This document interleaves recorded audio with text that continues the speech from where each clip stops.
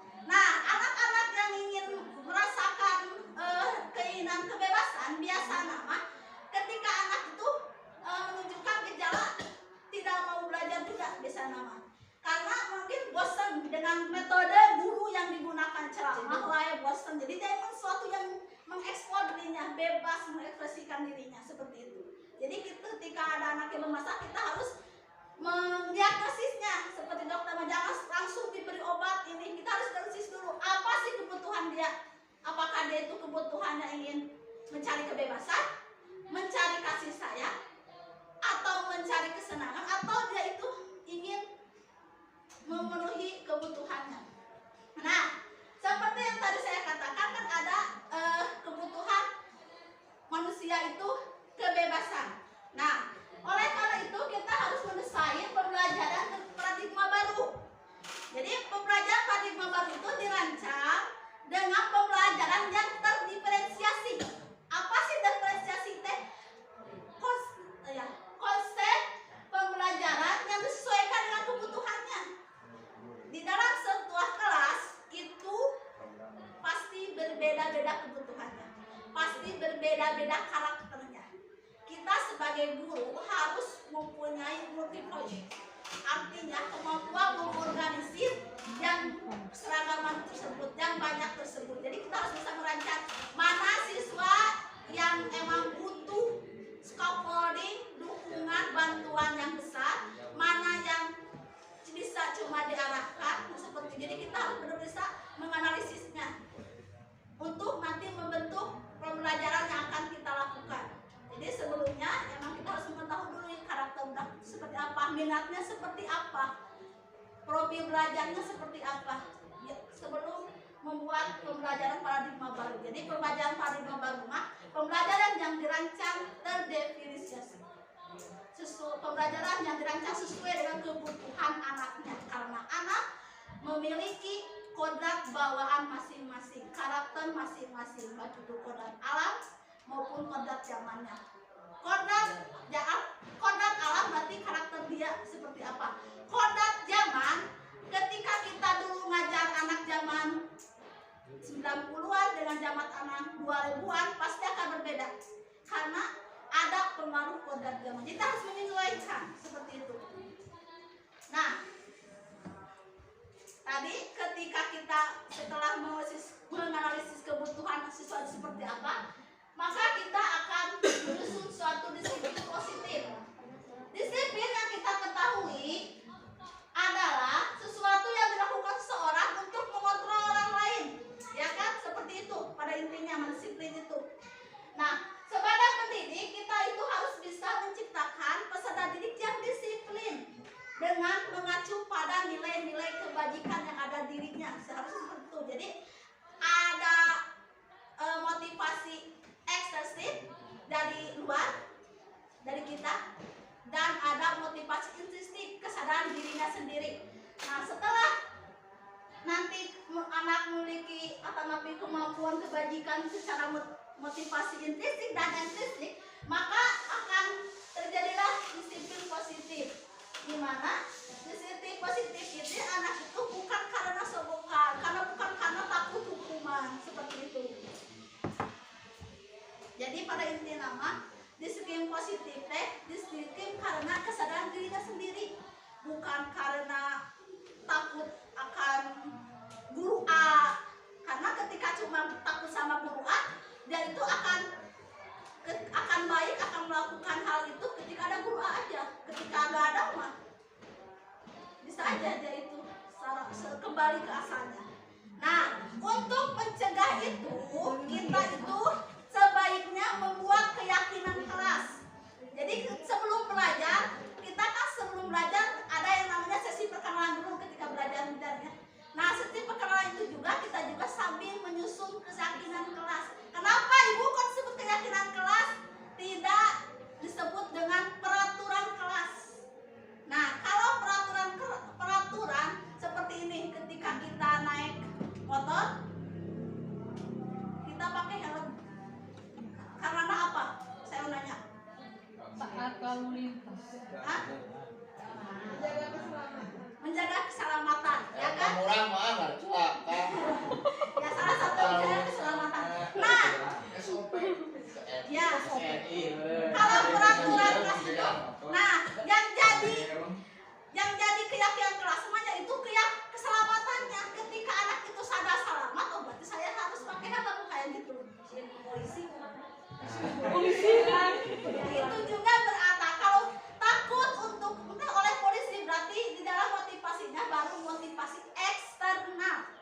dari keyakinannya, bukan dari dasar nilai-nilai universalnya. Jadi sebelum pembelajaran kita harus menyusun keyakinan kelas. Keyakinan kelas teh berisi nilai-nilai kebajikan universal yang disepakati secara bersama. Jadi peraturannya bukan dibuat oleh kita sebagai guru misalnya. Pelajar dengan ibu, peraturan yang pertama tidak boleh terlambat, yang kedua tugas harus tepat waktu, kayak gitu bukan, tapi dibangun bersama-sama.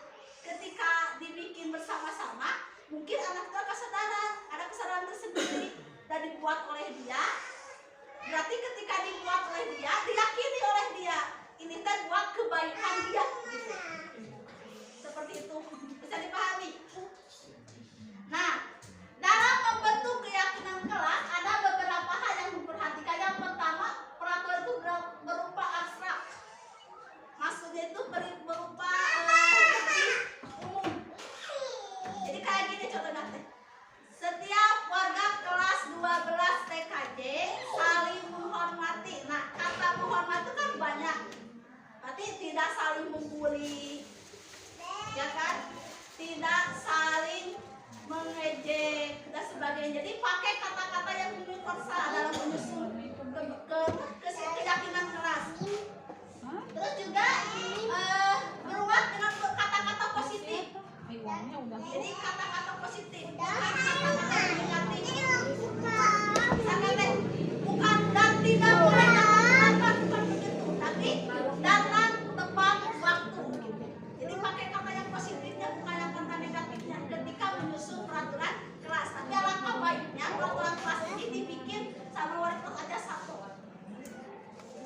Lebih baik begitu.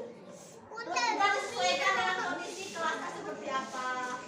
Menyusun teh. Terus juga ketika menyusun nanti itu kan setiap anak itu diminta masukannya untuk kelas itu seperti apa. Nah, nanti disepakati bersama. Kalau ada poin-poin yang mirip, kita buat jadi satu. Kayak kemarin saya membuat peraturan kelas dengan kelas 12. Kelas 10 juga sama, tapi untuk kelas 10 kemarin dibuat dia pinjam dulu cina. Itunya Kan ini punya diabadikan. Sampai sekarang belum. Untuk kelas 12 baru kemarin saya menyuruh dalam baru ada kelas 12 AK yang sudah membuat, walaupun dalam deadline 1 hari, alhamdulillah mereka sudah selesai membuatnya. Nah, ketika kemarin menyusun di kelas 12 ada yang mengatakan, Bu, peraturannya pengen misalnya kelas bersih. Terus ada peraturannya ingin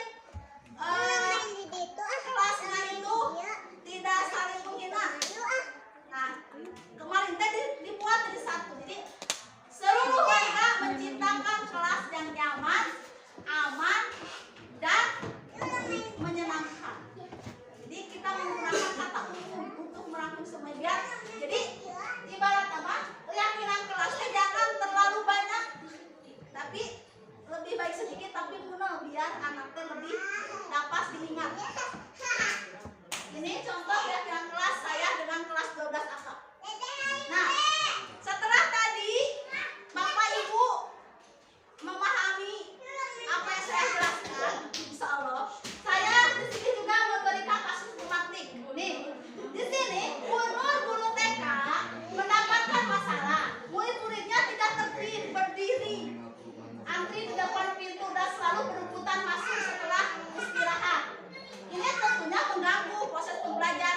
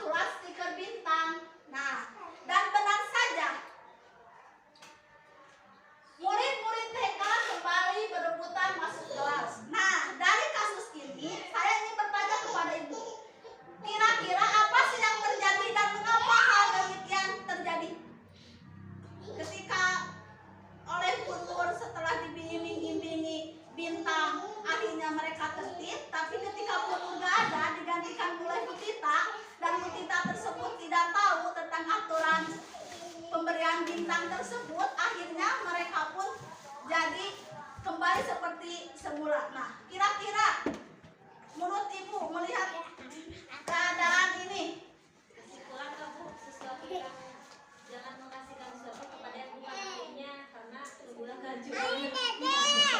ya, ada yang lain? Walaupun TK seperti itu bisa. Makasih. Dan jawab aku. Ya, makasih Bu. Tadi kata Ibu, jangan memberikan suatu hal tersebut bukan ke ahlinya. Seperti itu. Nah, masalahnya di sini, mengapa hal itu terjadi? Ya kan? Karena kita tidak tahu hal peraturannya. Seperti itu. Nah, dilihat dari kasus tadi itu menunjukkan bahwa siswa itu patuh ketika diberi bintang dan tidak patuh ketika tidak diberi bintang. Berarti motivasinya di sini yaitu penghargaan. Jadi motivasi anak itu tadi kebutuhan manusia ada 5. Nah, akhirnya motivasi manusia ketika melakukan yang pertama yaitu menghindari ketidaknyamanan dan hukuman. Kayak tadi saya sebutkan, ya kan? Contohnya, anak emang benar pakai sepatu warna hitam, tapi ketika cuman karena ada seorang aja yang tegas. Jadi mereka tuh karena takut dihukum, takut menghindari kenyamanan. Nah, menghindari ketidaknyamanan dan hukuman ini termasuk dalam motivasi intrinsik, motivasi dari luar. Ya, bukan motivasi karena dia emang sadar, tapi karena dari luar yang mempengaruhi dia. Jadi dia menjadi disiplin teh karena ada dari luar, yaitu takut dihukum. Yang kedua yaitu mendapat imbalan atau penghargaan dari orang lain. Seperti tadi kasusnya, kasus anak TK tadi yang kurniawi, dia itu disiplin rapi masuk ke kelas karena dia ingin mendapatkan imbalan bintang. Ketika tidak ada imbalan bintang, dia itu jadi tidak patuh, jadi tidak disiplin. Jadi untuk penghargaan dan imbalan ini cuma motivasi intrinsik sesaat saja. Ketika ada, ketika tidak ada mah ya sudah, seperti itu. Terus, nah ini ada motivasi yang paling benar, yaitu motivasi menghargai nilai-nilai kebajikan dalam dirinya. Nah, motivasi ini muridnya disiplin dengan atas kesadaran dirinya. Jadi ketika dia sadar oh disiplin itu baik, oleh kepercayaan dirinya teh. Jadi dia itu akan sadar, we. Walaupun tidak ada misalkan tidak ada kesiswaan, dia mah akan sadar, we. Misalnya sholat, berjamaah, pakai sepatu hitam, sadar, bukan karena ada seseorang. Terus juga bukan disiplin, bukan karena ingin mendapatkan penghargaan. Ini adalah motivasi yang harus kita rasakan. Karena setiap anak pasti udah tahu nilai ini yang bagus, ini yang enggak. Jadi tugas kita sebagai guru yaitu merangsangnya. Nih,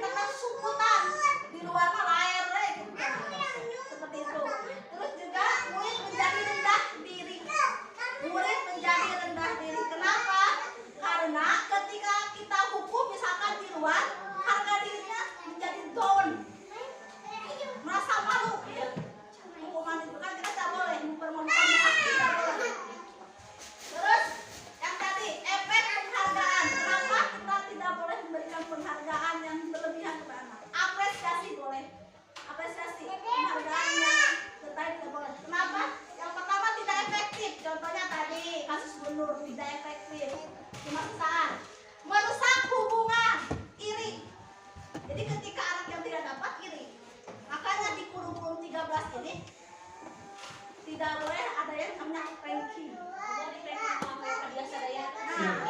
jadi sekarang teh sistemnya itu kayak TK. Semua anak itu sukses di bidang masing-masing. Mungkin di matematika enggak, mungkin di pelajaran bahasa Indonesia dia jago. Kayak gitu anak memiliki kodratnya masing-masing. Seperti itu. Yang ketiga yaitu merampas hak menghargai dirinya. Maksudnya apa? Merampas hak menghargai dirinya. Ketika kita itu jadi lebih baik apresiasi. Lebih baik kali kalian lebih baik menggunakan kata-kata motivasi yang bagus. Motivasi kepada anak, bukan siapa yang bisa menjawab dapat 100.000. Nah, ini hukuman dan penghargaan itu termasuk konsep disiplin identitas gagal. Kurang tepat untuk anak. Nah, ini konsep disiplin dengan identitas sukses. Identitas sukses. Yang pertama konsekuensi. Nah, konsekuensi mah yang ada di sekolah. Ada aturan, ada sanksi. Tapi syaratnya aturan dan sanksi tersebut sudah disosialisasikan. Jadi kita ketika kita menghukum anak bukan hukuman termasuknya, tapi konsekuensi karena anak ketika anak melanggar, oh saya akan gini. Beda nih. Tadi kan ada hukuman. Hukumannya kayak gini nih. Hukumannya kayak gini. Misal anak teh tidak bisa menjawab, atau anak itu ketika kita ngajak anak tidur, kita dimarahi.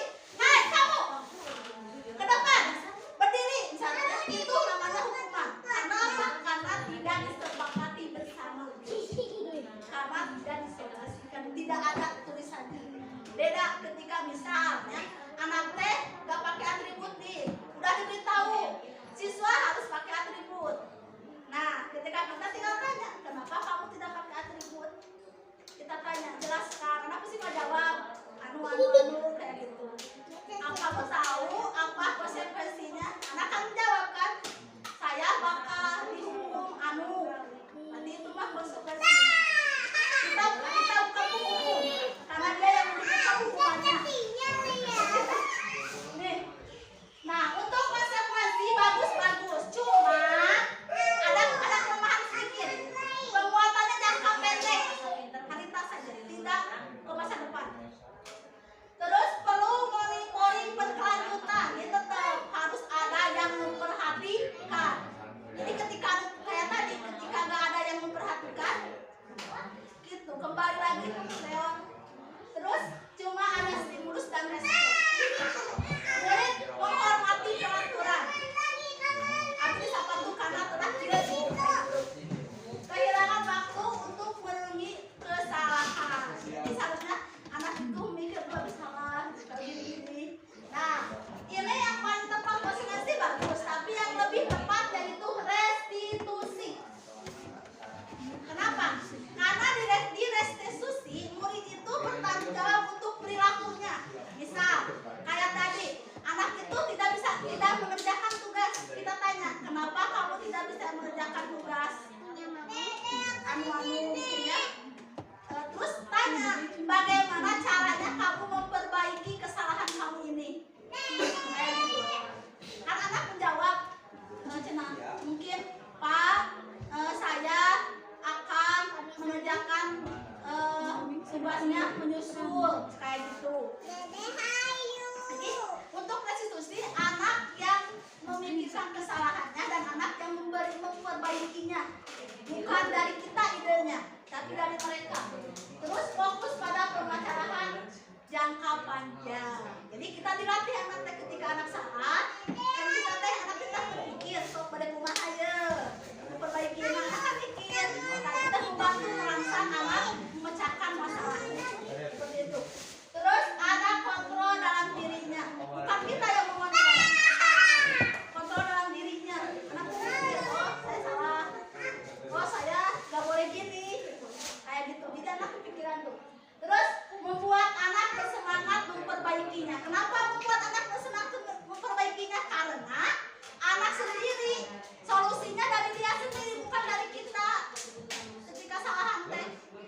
dia sendiri. Dia akan mengatakan, saya memperbaikinya gini Bu. Kan dari dia ketika dia memberikan akan gini berarti dia sanggup melaksanakannya seperti itu. Tadi kan ada restitusi. Apa restitusi itu? Restitusi itu proses kolaboratif yang mengajarkan murid untuk mencari solusi permasalahan dan membantu guru untuk berpikir tentang apa yang mereka inginkan dan bagaimana memperlakukan orang lain. Itu restitusi. Ini merupakan proses kondisi bagi murid untuk memperbaiki kesalahannya dan kembali kepada kelompoknya. Restitusi itu. Ya, jadi kolaboratif antara kita dengan anak, bukan kita hukum langsung ngejas A B C D E, bukan seperti itu.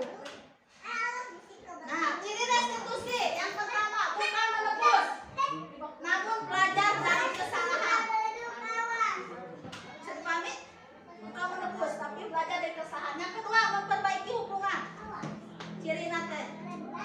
Yang ketiga, tawaran bukan paksaan. Jadi kan kita menawarkan bagaimana kamu memperbaikinya, bagaimana kamu mensiasati keadaan ini kayak gitu. Jadi dia sendiri yang menawarkan. Terus menuntut untuk melihat ke dalam diri. Aja teh memberikan introspeksi diri. Anda nanti jadi ketika kita melakukan restitusi, dia anak tuh akan merenung. Salah, berarti ada kudu kumaha pikir. Karena kita ditanya ke kita. Bukan kita, ya udah kamu anu gitu kan. Jadi jangan memberikan. Terus mencari kebutuhan dasar yang didasari tindakan. Kayak tadi dasarnya apa?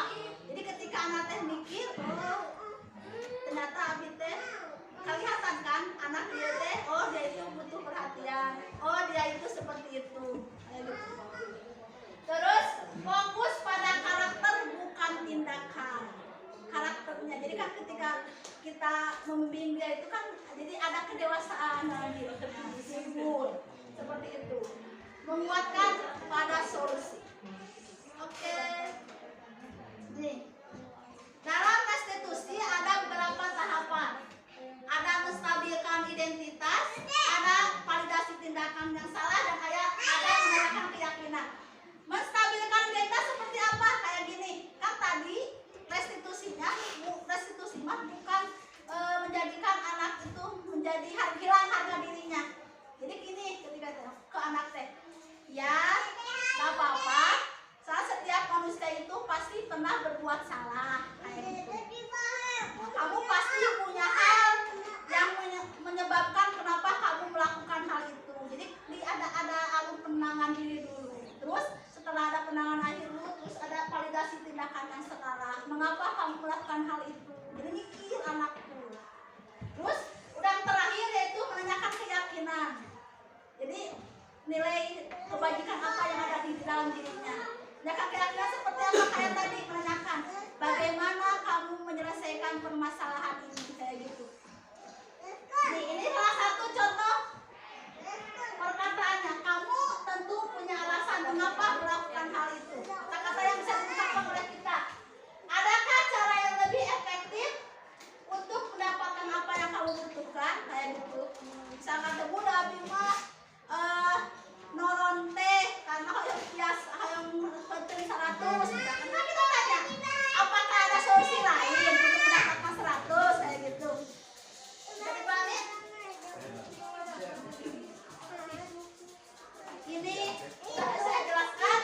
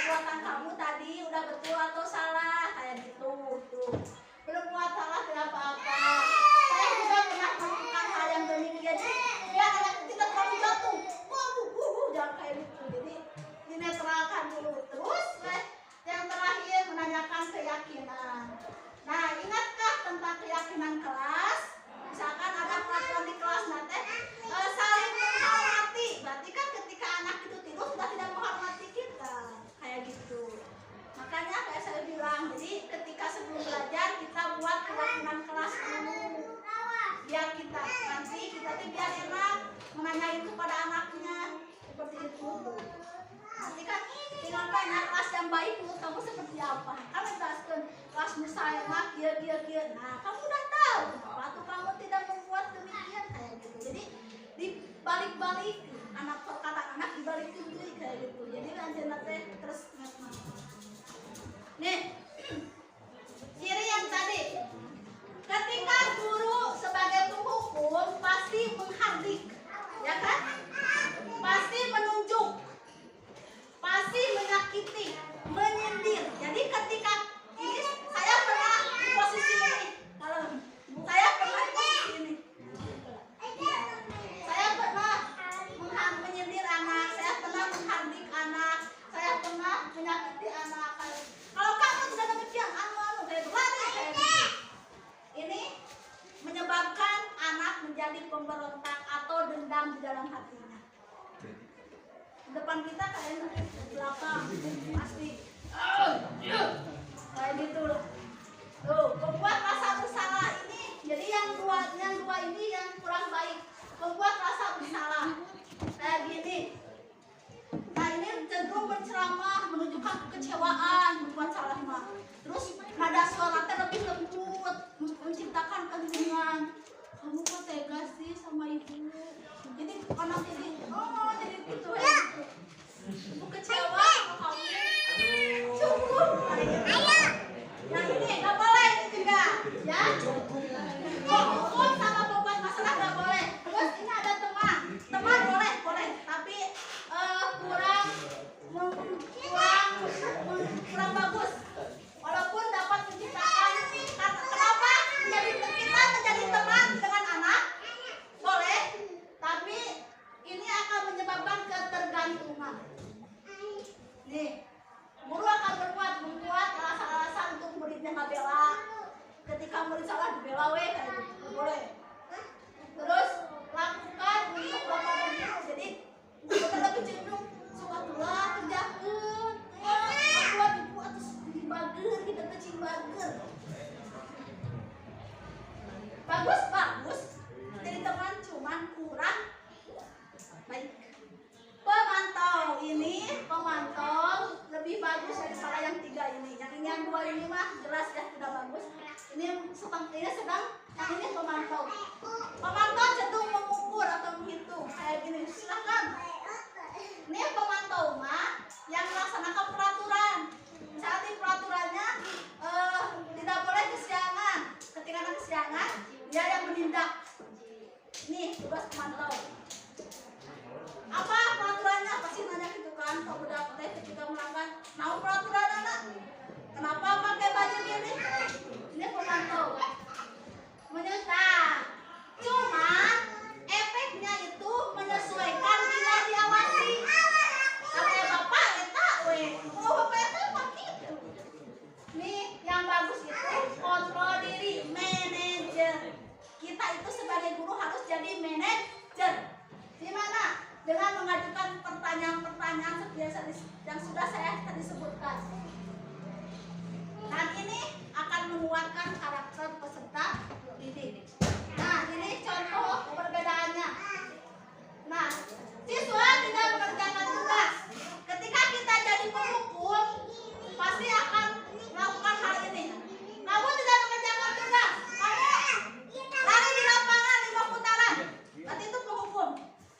Terus ketika kalau kita berada di posisi kontrol sebagai pembuat bersalah, pasti akan mengatakan seperti ini contohnya.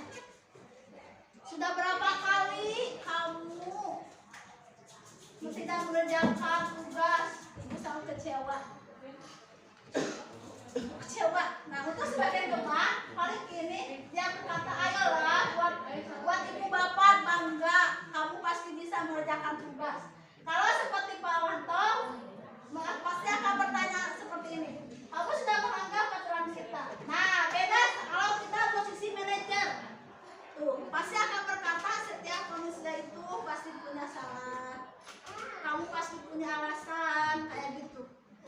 Itu perbedaan ketika menghadapi permasalahan. Oke. Terakhir, silakan perhatikan dan jawab. Menurut Anda. Nih,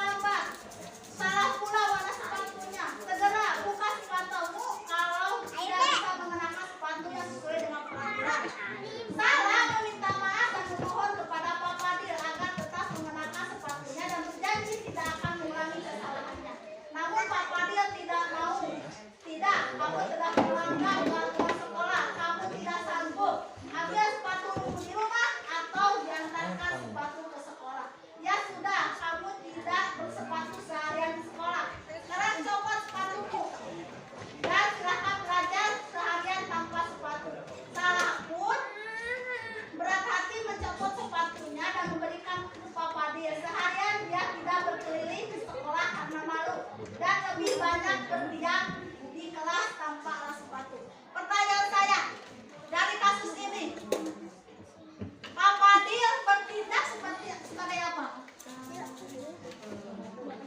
Penghukum. Apa indikator yang mengatakan Pak Fadil sebagai penghukum? Ya sih, terima kasih.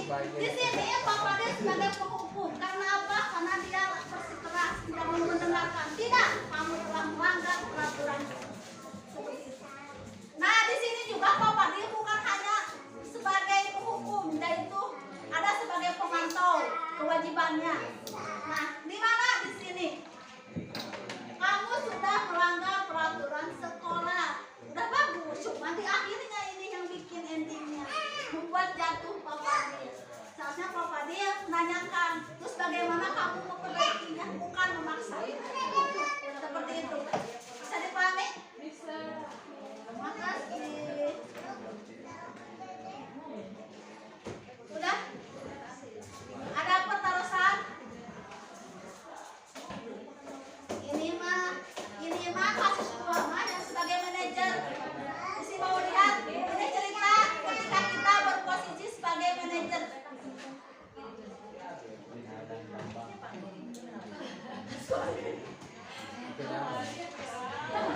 Tapi ini tidak beda.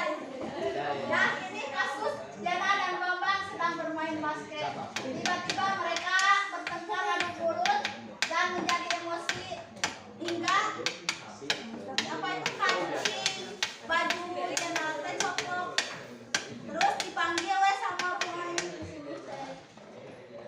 dan menanyakan hal itu manusiawi dan bahwa keberkahan itu adalah hal yang penting. Namun tuh kan, ketika dia mengatakan ini, dia langsung membalikan, memikirkan cara yang lebih efektif. Jadi meminta solusi yang lain. Nah, ini manajer. Karena saat ini Bapak sedang ke sekolah, mulai juga bertanya tentang keyakinan sekolah yang disepakati serta apakah Bambang bersedia memperbaiki kesalahannya. Ini nanya. Ini tidak langsung diberi hukuman, menanyakan kepada dia apakah kamu bersedia memperbaikinya, kayak gitu. Terus mengangguk dan berbalik lagi seperti itu.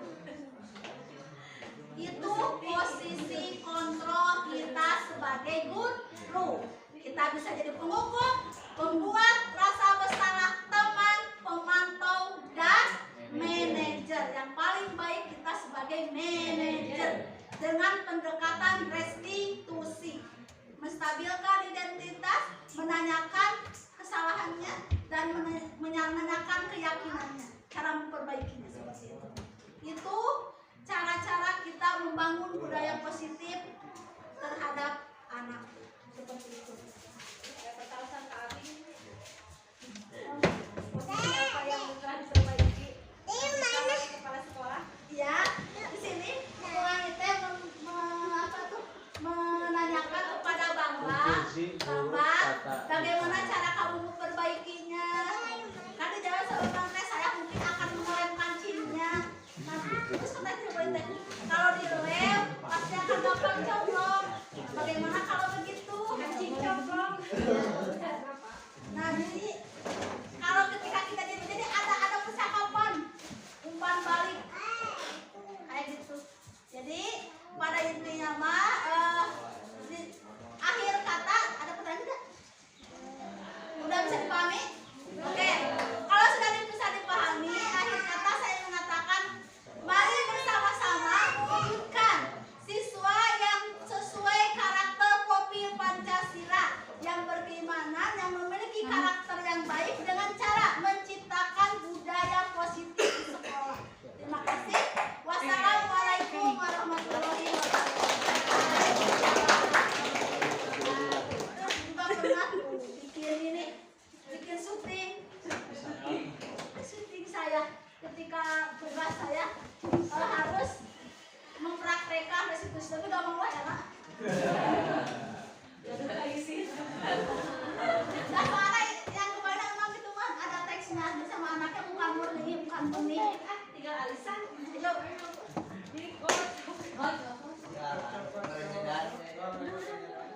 Terima kasih kepada Ibu Dada yang sudah memberikan Balik kanan.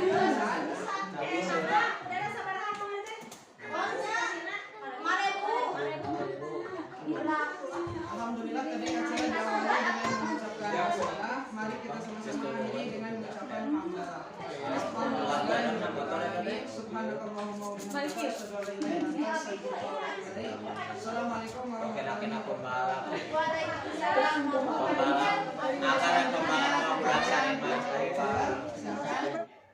Assalamualaikum warahmatullahi wabarakatuh. Perkenalkan, nama saya Salihati Nisa, SPD. Saya adalah teman sejawat Ibu Dedah Nur Hamidah, juga sebagai Wakasek Kurikulum di SMK Daud Dakwah. Baiklah, pelajaran yang bisa saya ambil dari pengimbasan kemarin yang Ibu Dedah telah sampaikan bahwa sebenarnya setiap anak itu mempunyai karakter yang berbeda-beda dan cara mentreatment mereka pun akan berbeda-beda. Namun setelah dijelaskan kembali lebih dalam oleh Bu Dada, saya jadi terinspirasi dan meyakini bahwa kita juga sebagai guru harus menjadi guru yang lebih baik. Saya ternyata sudah bisa menerapkan apa yang Ibu Dada terangkan kemarin. Tanpa kita sadari ternyata itu sudah kita lakukan sehari-hari gitu, bagaimana cara mengelola dan mendidik anak di kelas. Lalu perasaan saya setelah diberikan pemaparan penjelasan tentang pengimbasan kemarin, saya jadi terinspirasi kalau saya itu harus menjadi guru yang lebih baik lagi dan harus meningkatkan kesabaran juga, pengetahuan juga dalam menghadapi anak-anak yang memang karakternya tidak sama gitu, juga moodnya setiap hari itu bisa berbeda-beda. Jadi maka dari itu saya khususnya harus bisa menjadi guru yang lebih profesional dan bisa memahami. Jadi bukan hanya mendidik anak-anak tentang pengetahuan, tetapi kita harus bisa meraba dan merasa perasaan mereka, hati mereka. Rencana kedepannya